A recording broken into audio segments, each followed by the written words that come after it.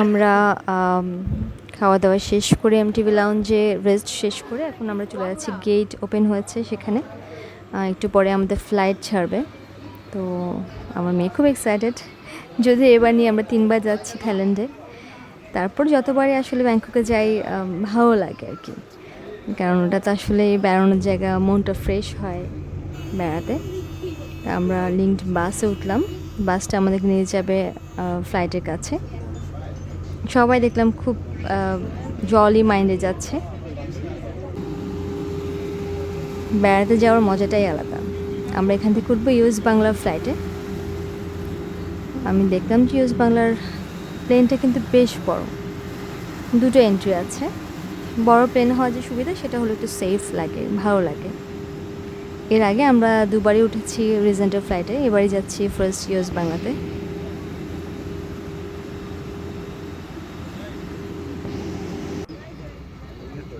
সবাই প্লেনে উঠছে, আমরা প্লেনে উঠে বসার পরে আমাদের সিটে মেয়ে বসতে চাইলো জানালার পাশে।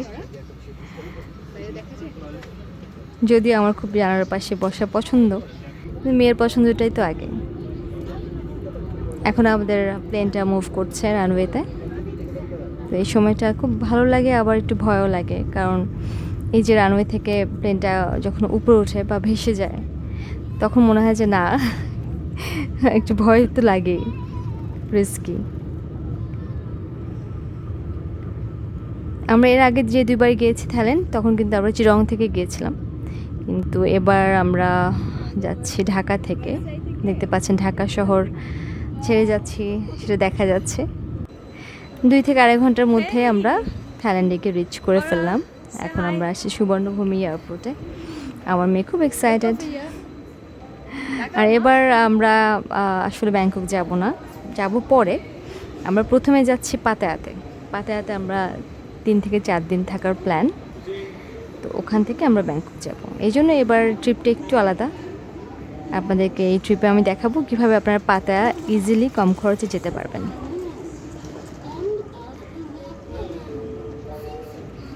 সুবর্ণভূমি এয়ারপোর্টে এত বড়, ইমিগ্রেশন করার জন্য আমাদের এরকম যে চলন্ত যে সিঁড়ির মতো যেটা চলন্ত রানওয়ে, এটাতে আমাদের কিন্তু যেতে হয় 2-3টা ক্রস করে, তারপর ইমিগ্রেশন করতে হয়। বেশ বড় এয়ারপোর্ট এবং খুবই সুন্দর, এত ভালো লাগে। আর যত ট্যুরিস্ট দেখতে পাচ্ছেন সবাই কিন্তু আমাদের সাথে ইউএস বাংলা করে গিয়েছে। হ্যাঁ,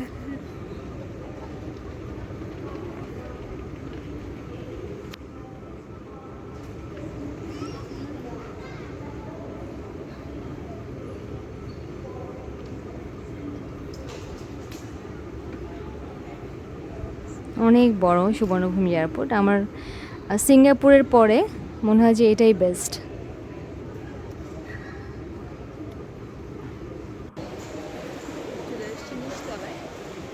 আমরা একদম চলে এসেছি এয়ারপোর্টের গ্রাউন্ড ফ্লোরটাতে, যেখানে এক্সিট দেখতে পাচ্ছেন। এক্সিটের পরে হচ্ছে আপনার পার্কিং লট, এবং এক্সিটের পাশেই আছে বিভিন্ন বাসের যে কাউন্টারগুলো। এখান থেকে বিভিন্ন জায়গায়, বিভিন্ন এলাকায় যাওয়া যায়।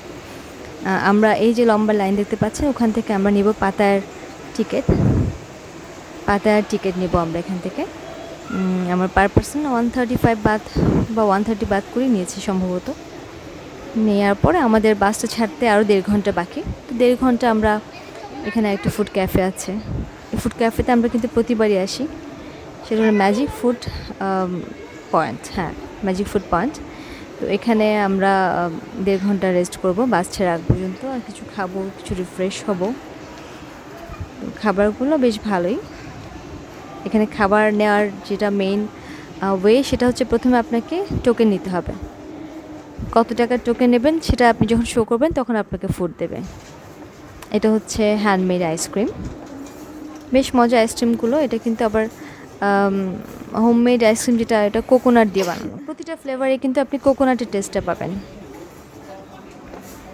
এটা হচ্ছে ড্রাই ফ্রুটসের একটা দোকান। এখানে চিপস, তারপর বিভিন্ন ড্রাইড ফ্রুটসগুলো পাওয়া যায়, বেশ মজা খেতে। স্ন্যাক্স আছে, কিন্তু স্ন্যাক্সগুলো আমরা খেতে পারবো না, কারণ এটা পর্ক। আর পর্ক হলো, আমি হালাল দোকান ছাড়া আসলে এই ধরনের স্ন্যাক্সগুলো খাই না। ব্যাংককে একটাই প্রবলেম, খুব বেছে খেতে হয়। দেখতে পাচ্ছেন পুরো ক্যাফেটা মানুষ দিয়ে ভর্তি। আমরা বসার জায়গায় খুঁজে পাচ্ছিলাম না, আমাদেরকে বেশ কিছুক্ষণ ওয়েট করতে হয়েছে জায়গা পাওয়ার জন্য। আমরা এখন দেখি একটু জুস বারটার গিয়ে জুস খাবো একটু। বেশ চিপে পাওয়া যায়, যদিও এই ক্যাফে হিসেবে একটু দাম বেশি। বাইরে যদি ব্যাংকক স্ট্রিটে কিন্তু যা 20-30 বাত দিয়ে পাওয়া যায়, সেটা কিন্তু এখানে 40-50 বাত, একটু বেশি থাকবে যেহেতু এটা একটা ক্যাফে, ক্যান্টিনের মতো। সবাই খাবার নিচ্ছে। এটা জুসের একটা বার, আমি মনে হয় কোকোনাট জুসটা নিব।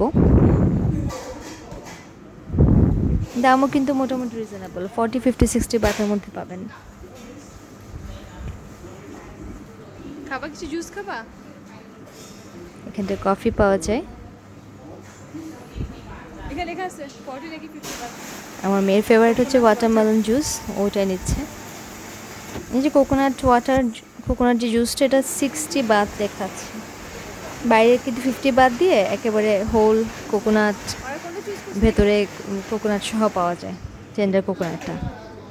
ওটা বেশ মজা খেতে, যখনই আপনি ব্যাংককে যাবেন ওটা অবশ্যই ট্রাই করবেন।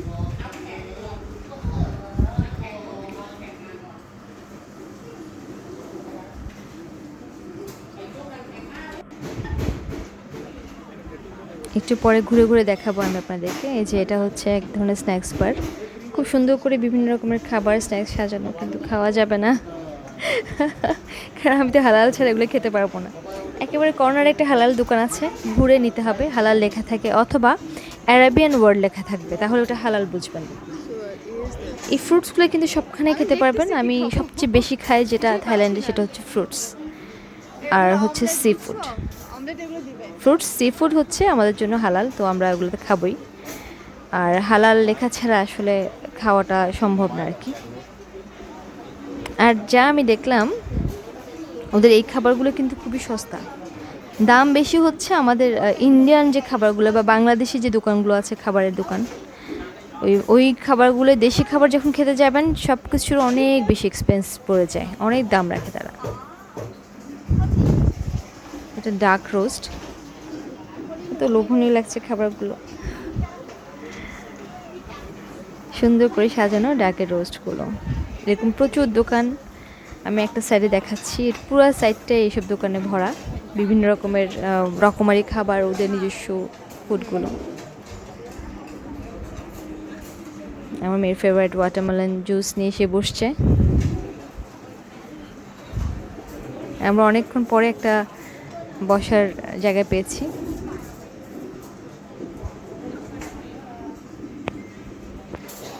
আমি একটা কাজ করি, কিছুটা খালি হয়েছে ক্যাফেটা। আমি একটু ফ্রুটস নেব, এখানকার পাইনঅ্যাপেলগুলো খুব মজা, আমি একটা পাইনঅ্যাপেলে নিচ্ছি।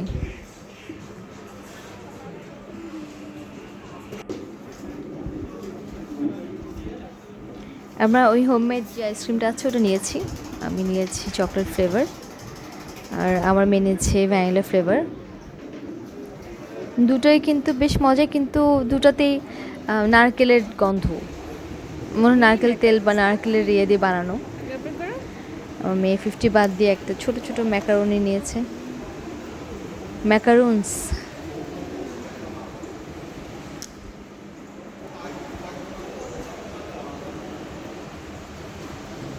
টেস্ট কেমন?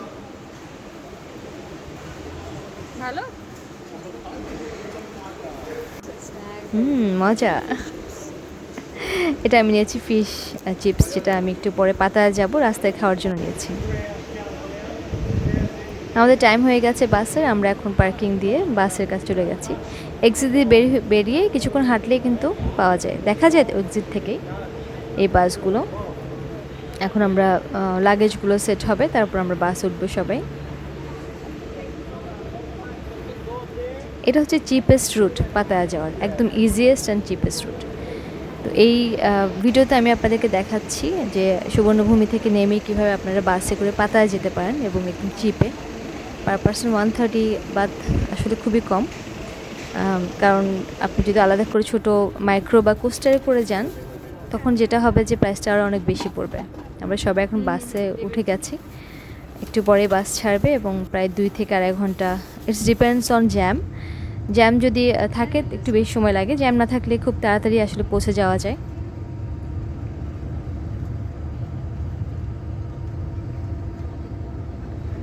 তো আমরা প্রায় ছেড়ে চলে যাচ্ছি, সুবর্ণভূমি ছেড়ে পাতায়ার দিকে। আশা করি পরের ভিডিওতে আমি আপনাদেরকে দেখাবো কীভাবে পাতায়াতে আমরা কোন হোটেলে উঠলাম, কী কী করলাম। এ পর্যন্ত ভালো থাকবেন, সুস্থ থাকবেন।